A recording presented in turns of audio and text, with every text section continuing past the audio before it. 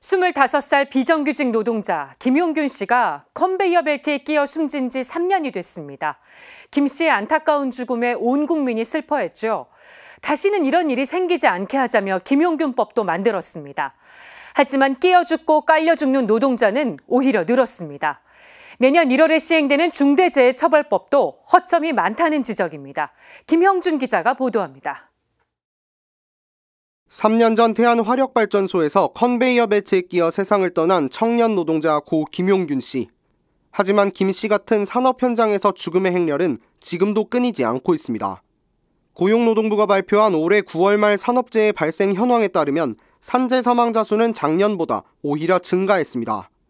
김용균 씨 3주기를 추모하기 위해 온라인으로 모인 이들은 이윤보다 생명을 중시하는 사회를 위해 목소리를 높였습니다. 추모제에 연대 발언을 보낸 문정현 신부는 더 이상 노동자들이 일하다 죽음을 맞지 않기 위해 싸울 것을 다짐했습니다. 떨어져 죽고 깔려 죽고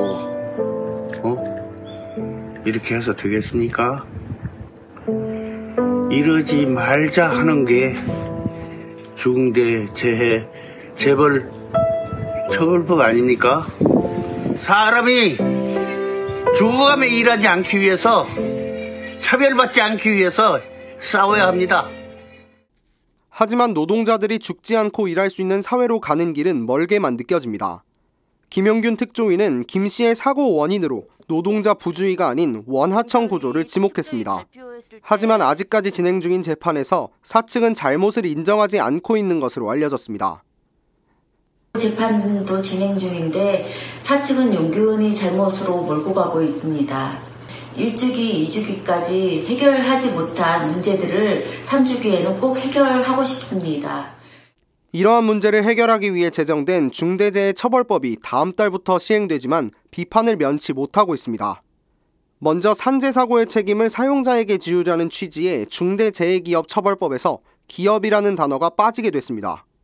법안을 대표 발의했던 정의당 강은미 의원은 산재의 책임 소재를 명확히 하는 방향으로 나아가야 한다고 지적했습니다.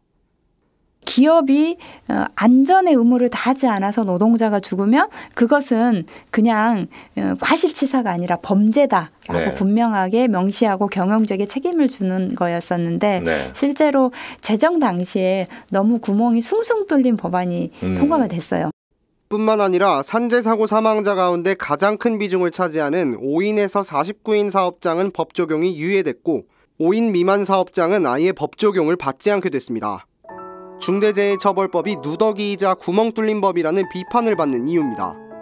평택항에서 컨테이너에 깔려 목숨을 잃은 이선호 씨부터 현장 실습 중 숨진 홍정훈 씨까지 김용균 씨가 세상을 떠난 지 3년이 지나도록 계속되는 노동자들의 죽음에 이제는 응답해야 할 때입니다. CPBC 김형준입니다.